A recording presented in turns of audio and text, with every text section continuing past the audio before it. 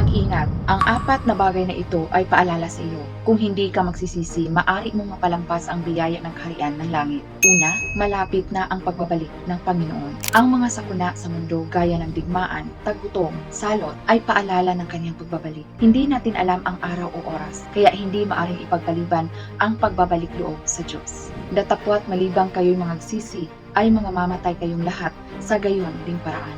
Ikalawa, darating ang araw ng paghuhukom. Darating ang araw na hahatulan ng Diyos ang lahat ayon sa kanilang gawa, salita at puso. Walang makakatakas sa kanyang katarungan. Ang pagsisisi ngayon ay paghahanda para sa buhay na walang hanggan, sapagkat tayong lahat ay tatayo sa harapan ng hukuman ng Diyos. Ikatlo, ang buhay na malayo sa Diyos ay walang laman. Marami ang naghahanap ng kagalakan sa kayamanan at katanyagan, ngunit sa huli, nauuwi sa kawalan. Ang Diyos lamang ang makapagpupuno sa ating puso at makapagbibigay ng tunay na pag-asa at kapayapaan. Inyong pakinggan ako at magsikain kayo ng mabuti at mangalugod kayo sa katabaan. Ikaapat, ang Diyos ay patuloy na naghahanap sa iyo.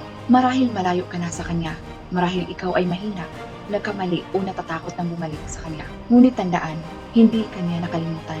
Ang Diyos ay patuloy na naghahanap sa iyo. Sinasabi ko sa inyo na gayon din pagkakatuwa sa langit dahil sa isang makasalanan nagsisisi, kaysa 99 na taong matutuwid na di na magkakailangang magsipagsisi. Mga kapatid, gaano man kalayo ang iyong narating, hinihintay ka pa rin ng Diyos na makauwi.